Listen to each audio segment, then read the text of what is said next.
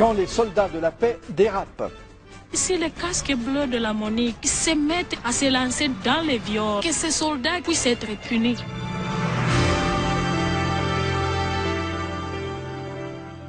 Bienvenue à Grand Reportage. Il y a en ce moment une vingtaine de missions de paix dans le monde et le plus important déploiement de casques bleus se trouve en ce moment en République démocratique du Congo.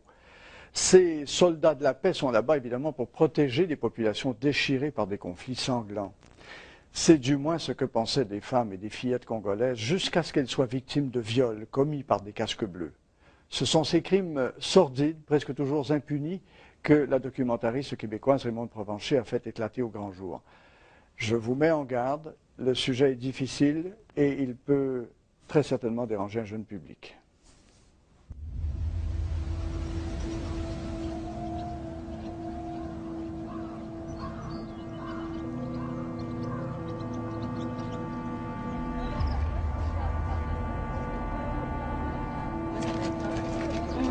Jambo. Jambo. Huyu yuko mgonjwa huyu. Sana alikamatiwa na basoda ine. Mkamata anatoka kupori kuvunja makoni. Iko na miaka ngapi huyu? Kwa miaka 16. Basoda ine.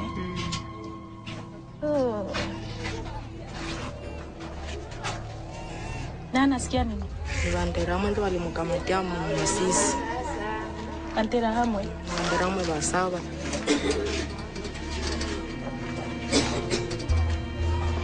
Kuna miaka ngapi? 65. Oh my gosh.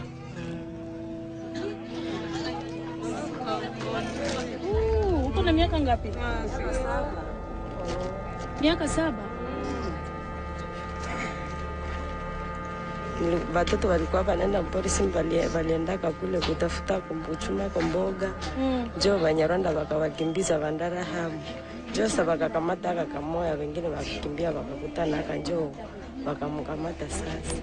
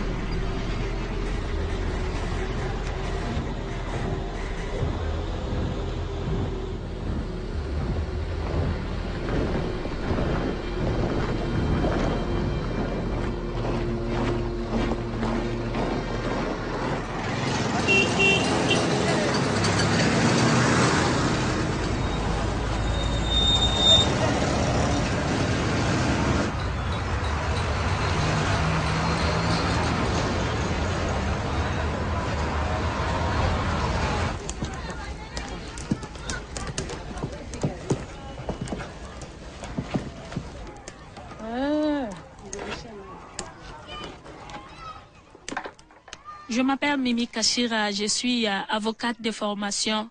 Je mis sur pied une fondation Pasteur Emmanuel Kachira qui vient en aide aux femmes et aux enfants victimes de la guerre au Congo.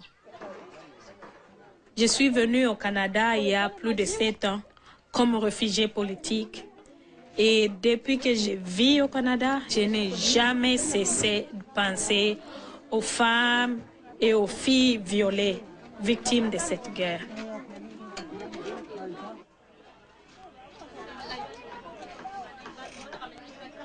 Ce sont toutes les femmes violées qui ont fui leur village et puis qui ont trouvé refuge aussi. Elles sont rejetées et puis blâmées aussi. en quelque sorte, et nombreuses d'entre elles rejetées par leur mari parce qu'elles sont blâmées pour leur viol. C'est comme ça que ça se passe, oui. C'est la culture, quand on est violé, c'est toi la coupable.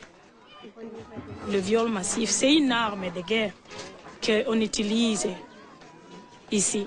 Et puis c'est devenu comme quelque chose de normal et ce sont les sans-voix. Personne n'est là pour elles. Personne. Elles sont abandonnées et puis regarde dans les conditions dans lesquelles elles vivent.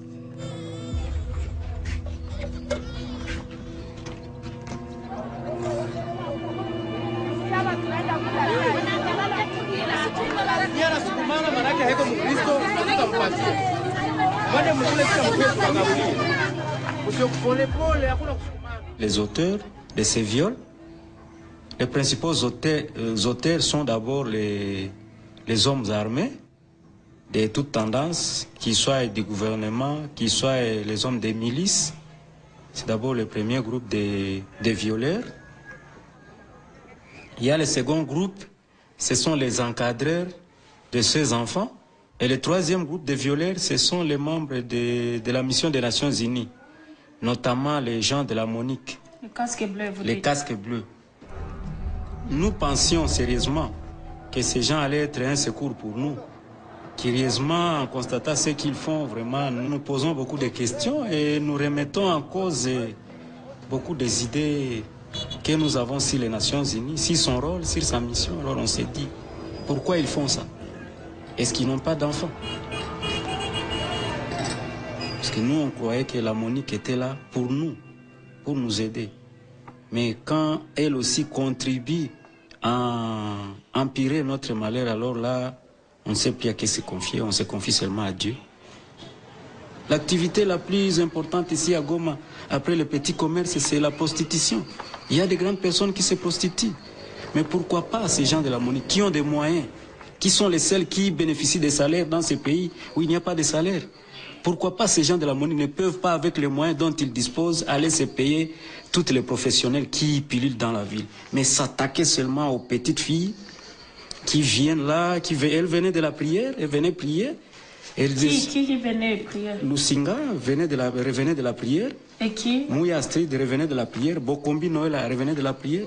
Ce sont 3 enfants orphelines qui sont là, qui revenaient de la prière, comme il pleuvait, et se sont abrités. Et curieusement, il y a un véhicule de la Monique qui est arrivé, il y avait des soldats de la Monique.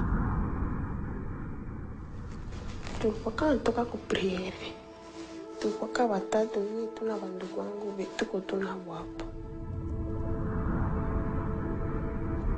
Kisha sasa tuko natoka tukaugama pembeni tu akule kudwa. Sasa tuliugama tuko na gari kakuya. Gari kake kasimama kwenye setu. Tukaona mkoamo bazungu na mkoamo kongole mmoja wa mweusi atuweka ni kongole. Tena akakuja akasema mketu wewe hakuna kitu tutafikisha kwenu. Na sisi tukaona usiku unaanza ingia na tukaona mvule inaendelea tu. Kisha na sisi tukaenda tukapanda. Na sisi tukaitika. Sasa tulizika. Kisha na tukaona tunaenda mule motel karibu. Kisha tukasema mbona tunakia motel karibu? Wakatangaza mkunywe kwanza Fanta. Mkisha kunywa Fanta kisha tutawabeba kwanza na tanda fulani. Tukafika tukaikala. Bakatupatia Fanta tukaanza kunywa.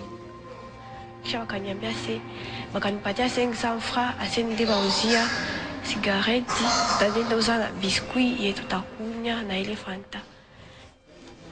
Tukaruzia, tukakia tukakunya. Tukaanza kunya nikaanza na wale walikuwa wangu wakaanza lala. Na mimi après 10 minutes nikasikia makia kizunguzungu. Kichwa kikaluma na nikaregea. Nikaanza sikia nani kichwa. Na mimi nikaona kichwa changu hakiko tena mzuri. Kisha sijui kisi nilala.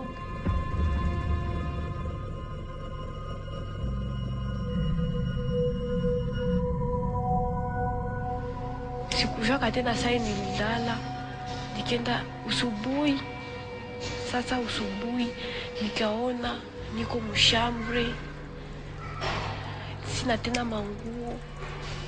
Manake hatuko tunajiona hivi, manake hatuko bien.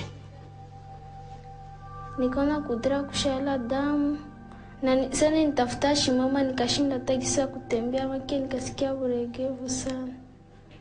Maisha tu de vierge. Shinangu Marie Noela kwa 14. Nangu Luzinga Kalonda, prénom njo Safi.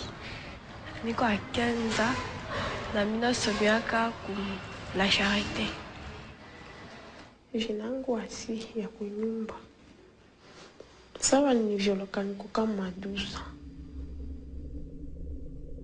Ils ont drogué le boisson. Ils ont drogué les boissons. Le lendemain, les enfants se sont retrouvés nus dans 3 chambres de l'hôtel, nus et sanglants. Alors c'était un scandale. Bon, comme les Nations Unies, les casques bleus sont toutes puissantes ici, il y a eu un complot d'ici. C'est-à-dire? Il y a un complot de silence que nous dénonçons ici. Ils sont des intouchables. Des intouchables. Non, des intouchables. Personne n'a osé dénoncer. Non, ils ont l'argent, ils ont l'argent. Ils sont les seules organisations qui payent. Alors ils payent tout le monde. Alors nous dénonçons le complot du silence. Pensez-vous que dans le cadre de la fondation Pasteur Emmanuel Kachira, pour nous organiser quelque chose comme une descente, essayer de visiter une personne chargée de la protection de l'enfance dans le bureau de Monique et dit, écoutez, nous avons des cas ici. Il y a des filles désespérées qui ont besoin d'aide et qui ont été victimes et qui ont des enfants. On voit bien que vous ne vivez plus depuis longtemps au Congo. Vous n'êtes pas au Congo. Nous devons aussi craindre pour notre propre sécurité. Quand nous allons nous adresser à la Monique qui bénéficie de ces complots du silence-là, les membres de ces silences-là, est-ce qu'ils vont nous laisser tranquilles? Ça, c'est ça la question.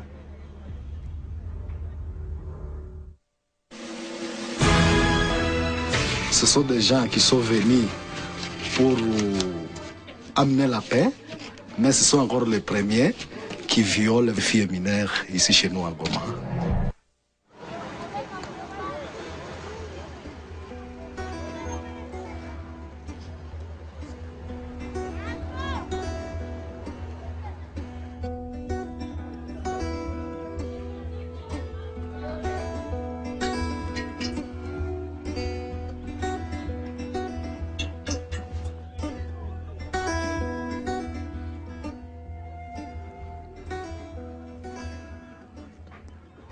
Amani Angelani, 14 ans, constant à l'arrivée. Et traumatisme psychologique suite à la drogue, et nom du militaire, Ibrahim Monique, sud-africain. Détails liés au viol, bisous, tire-langue, pénis dans la bouche, doigt dans le venger et a fait pénis, hémorragie intense, abdomen ballonné. Je m'appelle Dr Arnold Kambale. Je suis gynécologue obstétricien de formation belge et anglaise. Alors ici, j'ai essayé vraiment de répertorier jusqu'à 19 cas. Il y a des preuves tangibles. Et vraiment c'est regrettable parce que ce sont des gens qui sont venus pour amener la paix, mais ce sont encore les premiers, les gens de la Monique, les fonctionnaires et surtout les militaires, qui violent vraiment des filles mineures ici chez nous en Goma. Leur âge varie entre 9 et 16 ans. À partir de ces viols, ces filles mineures ont des affections gynécologiques très sérieuses. Alors parmi elles, il y en a ceux qui ont déjà atteint du sida. Vous voyez que nous sommes à province. Donc c'est le chef-lieu de la province du Nord Kivu. À l'intérieur, ces cas peuvent être multipliés par 10 ou par 20 même. Donc je dirais que dans la province du Nord Kivu, nous pouvons arriver à plus ou moins même 2000 cas, hein, parce que la monique est partout là-bas. Généralement, ce sont les Sud-Africains, les Indiens et puis les Marocains aussi.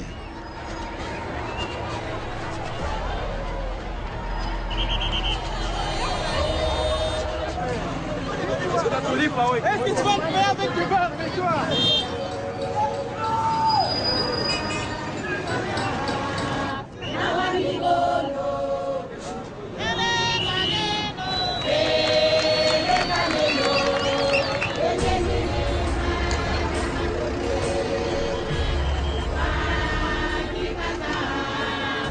Moi, en tant que Congolaise, j'étais très contente d'apprendre que les Nations Unies s'est impliquées dans le processus de paix au Congo. Et je suis parmi les gens qui soutiennent vraiment ce processus de paix et qui soutiennent la participation des Nations Unies à travers la MONUC. Mais ici, les casques bleus de la MONUC se mettent carrément à se lancer dans la débauche, dans les viols, dans la violence sexuelle. Ils ont peur de se lancer avec les prostituées parce qu'ils ont peur d'être contaminés par le VIH. Qu'est-ce qu'ils font? Ils recourent aux petites fillettes mineures et personne n'en dit quoi que ce soit. Les fillettes ne parviennent pas à se faire entendre. Elles n'ont pas accès facile aux autorités de la MONUC. Ça fait carrément comme si elles sont abandonnées à elles-mêmes. Parce que l'image que j'ai, moi, des soldats de la MONUC qui viennent pour la paix, ils sont là pour amener le bien, pour amener la paix, pour amener la nourriture aux déprimés, pour amener les médicaments, les soins médicaux pour ceux qui n'en ont pas, la sécurité parce que c'est nécessaire. Et c'est ça l'image que moi j'avais des peacekeepers. Mais arrivé ici à Goma, pas vraiment. Il y a beaucoup de fillettes à qui on a enlevé leur dignité, leur espoir d'avenir. Ces fillettes-là, elles sont nombreuses, répertoriées dans la ville de Goma. Elles doivent être dédommagées pour préjudice causé. Et que ces soldats qui sont auteurs de ces crimes puissent être punis. C'est un crime. Les viols, c'est un crime.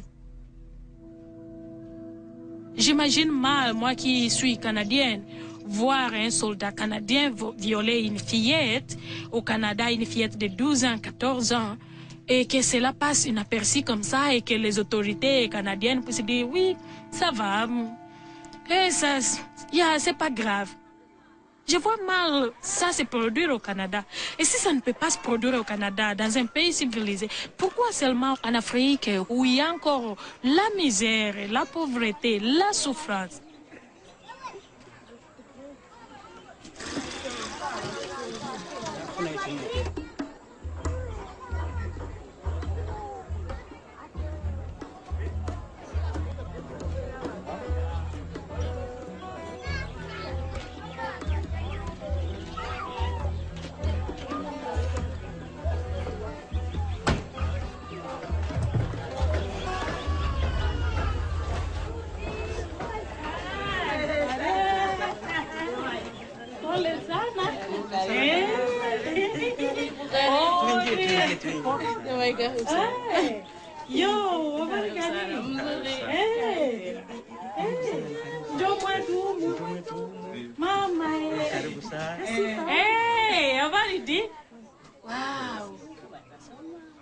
Je m'appelle Moufana Massiri Désiré. Je suis congolais, mais aujourd'hui je suis réfugié ici à l'Ouganda. Je suis pasteur. Nous avons fui Goma parce que nous avons eu des problèmes. Cela a commencé avec le viol de ma fille par un blanc qui travaille à la MONUC. Je voulais suivre le dossier et il n'a pas apprécié. Il a commencé à me menacer avec la complicité des autorités congolaises. Il voulait que je me taise à tout prix. J'étais en danger de mort. C'est à cause de cela que j'ai fui le pays pour me réfugier ici, en Ouganda. Il venait de la France. Il s'appelait Didier Bourguet.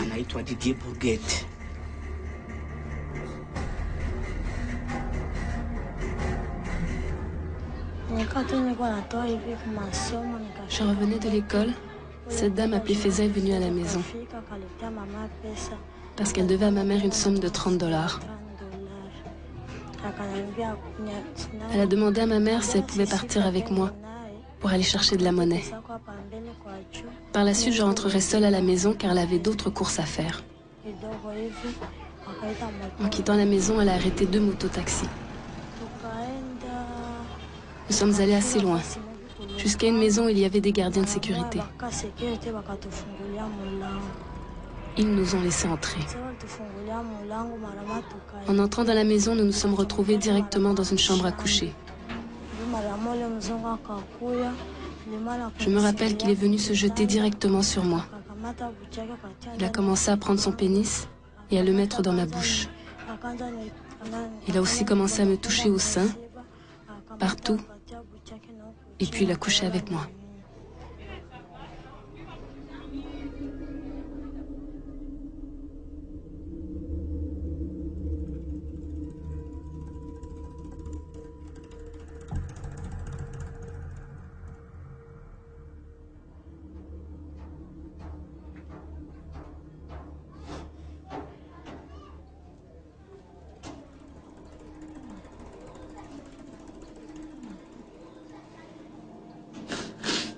Wakati niliona hii foto nikasikia roho yangu na huzunika sana, hata nikagonjwa tension mpaka hivi sipendaiona, nasikia roho inaumizwa sana. La police a dû entrer de force dans la résidence de ce monsieur. Ils ont commencé à interroger ma fillette. Ses yeux étaient très très rouges, comme quelqu'un qui a fumé du chanvre.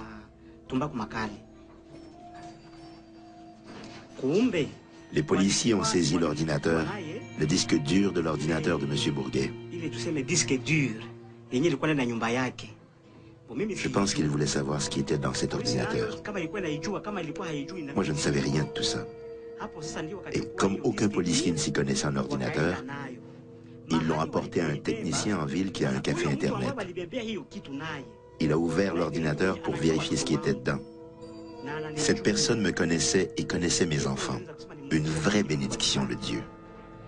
Quand il a ouvert l'ordinateur et a vu la photo, il s'est dit, c'est la fille du pasteur.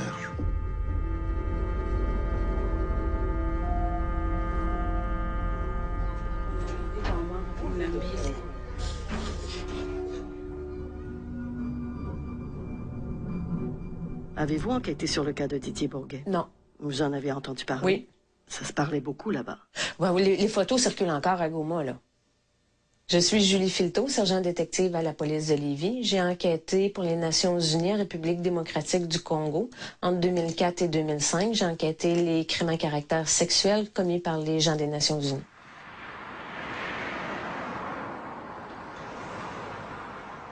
Il est possible qu'on ait entre midi et 1 heure une entrevue avec un témoin. Ça te convient? Oui. Midi, 1 heure. L'ONU avait déjà fait une enquête interne. Ils avaient vu que c'était grave. Les photos de Bourguet circulaient et le scandale était sur le point d'éclater.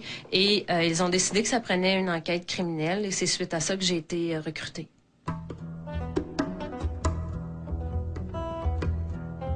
J'ai fait partie de la première équipe d'enquêteurs qu'ils ont envoyée au Congo. On est arrivés, là, vraiment les premières. On s'est aperçu qu'on aurait beaucoup de travail. On était postés à Kinshasa. Les enquêtes se faisaient majoritairement dans l'Est, donc Goma. Moi, j'étais longtemps Goma, Bukavu. C'est énorme, hein, le Congo. C'est la plus grosse mission des Nations Unies dans le monde. Il y a une vingtaine de 1000 casques bleus. C'est beaucoup de monde à gérer. C'est des gens aussi qui proviennent de pays, de d'autres pays d'Afrique ou de d'autres pays aussi qui ont des problèmes chez eux et des croyances culturelles différentes. Donc, ils arrivent là et, il y a une partie des problèmes qui sont créés par ça.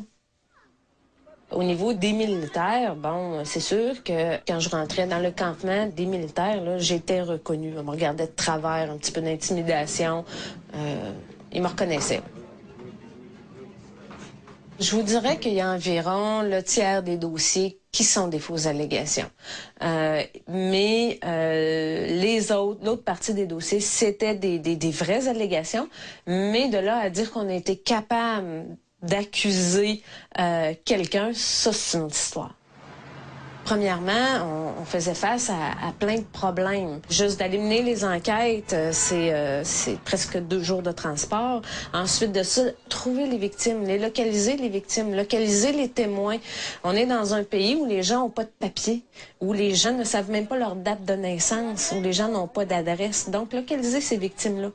Il y a beaucoup aussi de dossiers où on n'a jamais été capable d'identifier les agresseurs. Ça aussi, c'est une autre grosse partie des dossiers à cause de plein de facteurs, là, parce que nos victimes étaient des enfants, parce que tout ce qu'on avait, c'était des surnoms. On n'avait pas de nom, on avait des surnoms. À cause de tout ça, il y a des dossiers, je dirais des beaux dossiers, là, des dossiers où moi je suis certaine à 100% que les faits sont arrivés, mais qu'on n'a jamais été capable d'identifier les agresseurs.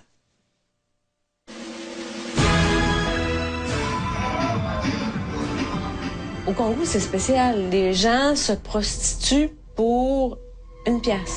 Les femmes se prostituent pour manger. Donc, c'est de l'abus.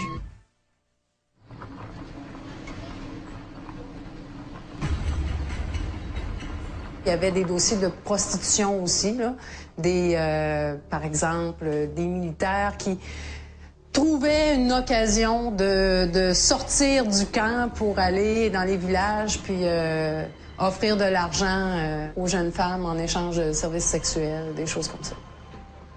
Je suis Julie Plante, je suis sergent détective à la police de Lévis. J'ai travaillé 8 mois à la MONUC pour enquêter là, sur tous les crimes à caractère sexuel, exploitation sexuelle envers la population locale en 2005. C'était des enquêtes internes, en fait, qu'on faisait. Donc, on parle de manquement au code de conduite qui a été établi par l'ONU. Le code de conduite qui stipule, entre autres, que c'est interdit d'avoir des relations sexuelles avec la population locale, qui décourage aussi la fraternisation avec la population locale de la part des gens de l'ONU. Donc, et l'exploitation sexuelle aussi là, de la population locale, par exemple, des services sexuels en échange de nourriture ou d'argent, la prostitution. En tout, si je me trompe pas, il y a eu 111 là, dossiers qui ont été enquêtés là, lors de ce projet-là, si je peux dire, là, du SCA, là, le Sexual Exploitation and Abuse, là, les enquêtes sur les abus sexuels. On parlait de viol, on parlait de bébés MONUC. On parlait de gens des Nations Unies qui avaient eu affaire à des prostituées. C'est interdit, selon le code de conduite, que la prostituée soit majeure ou mineure. C'est interdit. Ndaka kuba Sud-Africain tu mimi kwa programu na nami navala menda kuba Sud-Africain nashuka ma 15h. Je wanatoka mlupango 15h na nenda wanamuke kisha ikishafika 17h wanakimbia wanaingia mlupango juu waite appel tena waite.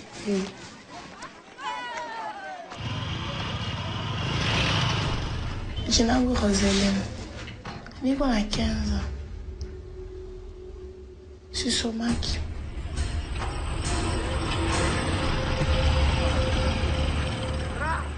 Au Canada, si on commet un crime sexuel à l'extérieur du pays, on a une loi dans notre code criminel qui prévoit qu'on peut être accusé d'un crime sexuel commis à l'extérieur du Canada. On peut être accusé par le Canada, ici au Canada.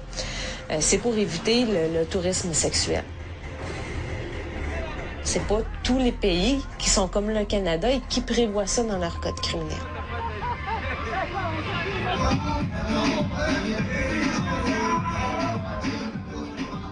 Au Congo, c'est spécial. Les gens se prostituent pour 1 pièce. Les enfants se prostituent pour une palette de chocolat. Et ils se prostitueront pas pour se payer de la drogue, pour n'importe quoi. Ils se prostituent, les femmes se prostituent pour manger. Donc, c'est de l'abus.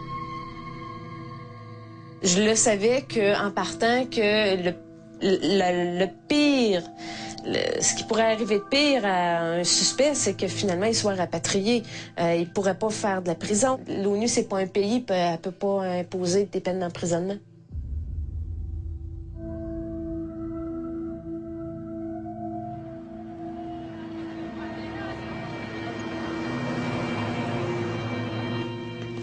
Jina langu Cecile Ziana, niko na mimba ya miezi 6 na nilikuwa na agisi ni watu wanatuchungaka huko mumugine na hapo ndio wanapaswa leta amani basi, na ile ndio ilikuwa reason.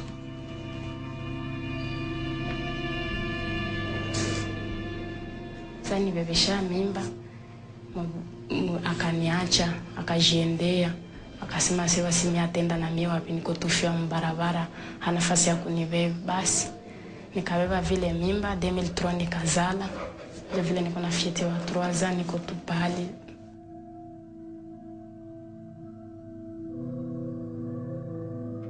Blandine Kaganda. Najiseka. Ase hapana kukilema kwa haifati. Mara mama kanikamatia kwa ile masinga hapo ile. Juko kwa partima masinga kwa shuka hivi jua kukamataka tu afika. Kumbe ile siku na siku akanikamata. Akanikamata mimi 4 personnes. Yeye mara mama kaniviole na nalikuwa wakati wa ovulation. Kwanza hii mwezi kwanza sijita kama itanishi taisha hata.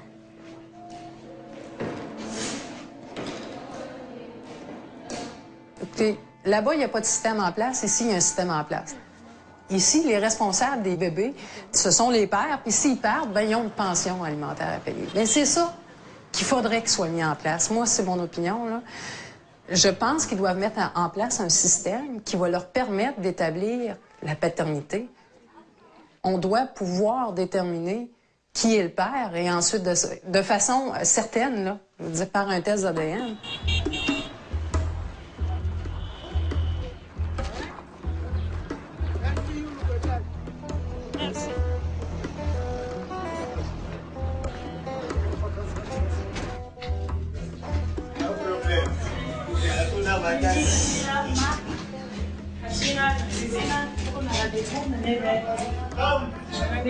Police militaire.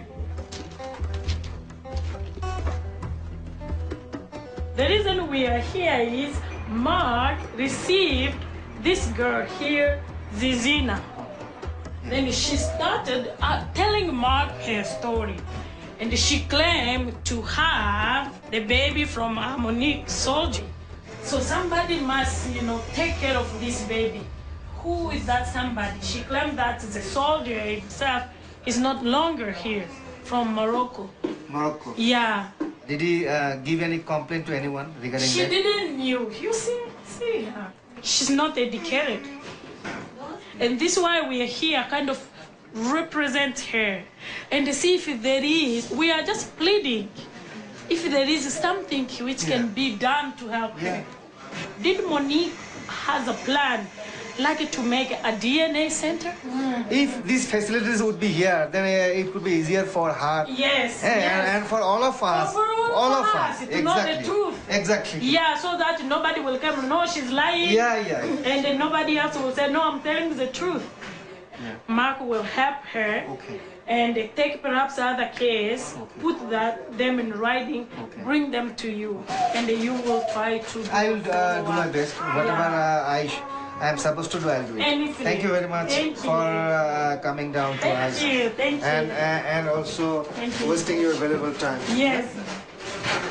Samar, thank you. Thank you. Actually, I must not pass a comment on any country. Because actually, you see, their army is not tuned up. Their army is not well organized or well trained. I must say, if it is so, in that case, why sort of the nuisance is being created by those personnel? Commander should be like a commander.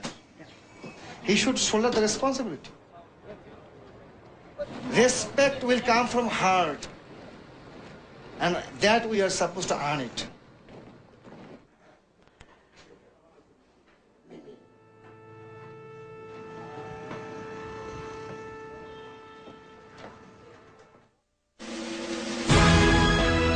Je crois que la responsabilité morale des Nations Unies est totale parce qu'on envoie dans la nature des centaines, voire des milliers d'hommes au contact d'une population qui est totalement démunie et l'on voudrait faire croire que ces hommes, parce qu'ils deviennent des combattants, ne vont plus avoir de vie sexuelle.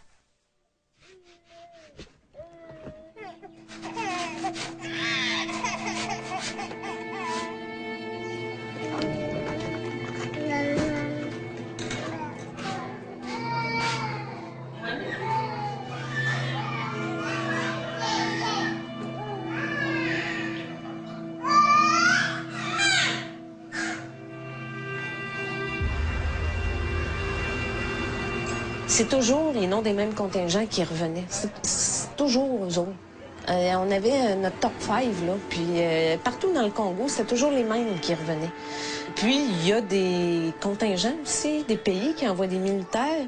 Il y en a autant, on n'entend jamais parler.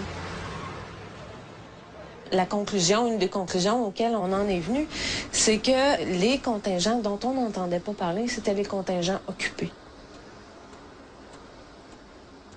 Ce que je pense, c'est que si les règles des Nations Unies étaient respectées, entre autres par les militaires, le couvre-feu, selon les codes de discipline, les militaires doivent sortir avec leur béret bleu, les uniformes et les cartes d'identité.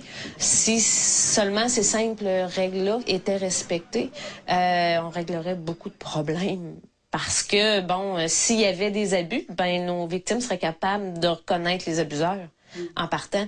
Et qui va faire respecter ça? Ben, c'est les policiers militaires. Si on parle d'un endroit comme Goma, moi, du temps où j'étais là, il y avait 5 policiers militaires, mais avec une voiture. Donc, quand la voiture brisait, il n'y avait plus de voiture. Fait qu'ils ne pouvaient plus patrouiller. Et il y avait combien de militaires? Oh, mon, 3000, 4000? Moi, je me suis rendu compte à un moment donné que même les contingents qui étaient très, très bien contrôlés, là, dont les commandants étaient très, très rigoureux, si les militaires avaient ne serait-ce qu'une occasion, quelques minutes pour pouvoir partir, ils apprenaient cette occasion-là. Donc, l'humain étant humain, là, il va toujours y en avoir.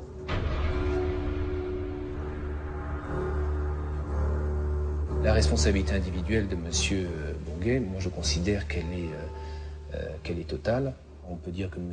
Didier Bourguet a reconnu avoir eu des relations sexuelles complètes avec des mineurs, et pas simplement des mineurs de 15 ans, mais des enfants de 12, 13, 14 ans. L'intéressé se livrait à des photomontages, à des films vidéo de quelques secondes pour se mettre en scène et pour, dit-il, son utilisation personnelle. Il avait des antécédents, ou plus exactement, il a reconnu tout à fait simplement qu'il avait déjà eu des relations sexuelles avec des mineurs lorsqu'il était en poste en Bosnie ou en Centrafrique. Je crois que la responsabilité morale des Nations Unies est totale dans des affaires de ce type, parce qu'on nage en pleine hypocrisie. On envoie dans la nature des centaines, voire des milliers d'hommes, au contact d'une population qui est totalement démunie, et l'on voudrait faire croire que ces hommes, parce qu'ils deviennent des combattants ou qu'ils sont des combattants hors de leur pays, ne vont plus avoir de vie sexuelle. Sauf à faire preuve soit de naïveté, soit de cynisme. On sait bien que la réalité est tout à fait différente, et que dans tous les pays où il y a eu des contingents des Nations Unies, dans tous les pays, il y a eu des scandales de ce type. Donc ce problème, il va bien falloir le régler. Est-ce que mon client peut être un bouc émissaire? Ça n'est pas exclu. Il a reconnu sa participation aux faits. Participation aux faits, il ne faut pas non plus oublier qu'il y a un système qui s'est mis en place sur le plan local. Mais ce système, c'est avec des rabatteurs, c'est avec des intermédiaires, etc. Donc c'est un système finalement économique. Un système économique. Donc derrière la prostitution, il y a un réseau économique.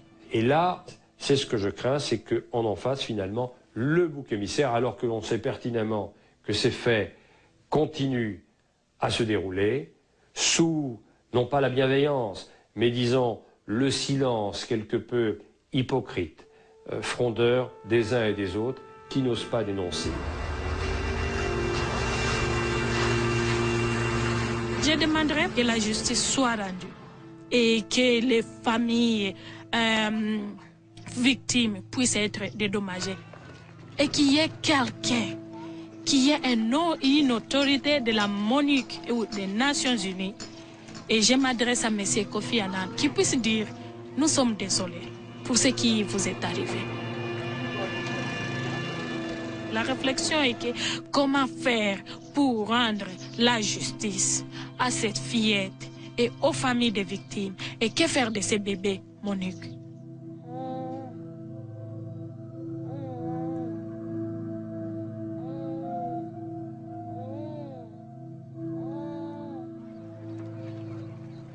And it's with great gratitude and appreciation that I introduce to you the Secretary General of the United Nations, Mr. Kofi Annan.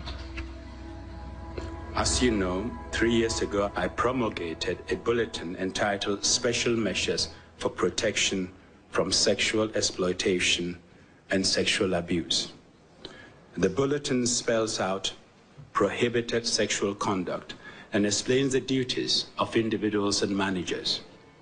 It applies to all UN staff as well as uniformed personnel. It applies wherever they are stationed, whatever work they are doing. Despite these concerted efforts, we have really only begun to address the egregious problem. Acts of sexual exploitation and abuse by both civilian and uniformed United Nations personnel continue to occur. There have been breaches of UN standards such as sex with adult prostitutes, and there have been crimes such as rape, pedophilia, and human trafficking. My message of zero tolerance has still not got through to all those who need to hear it. One major problem is an overall climate that makes it difficult to report and expose abuses. This is unacceptable.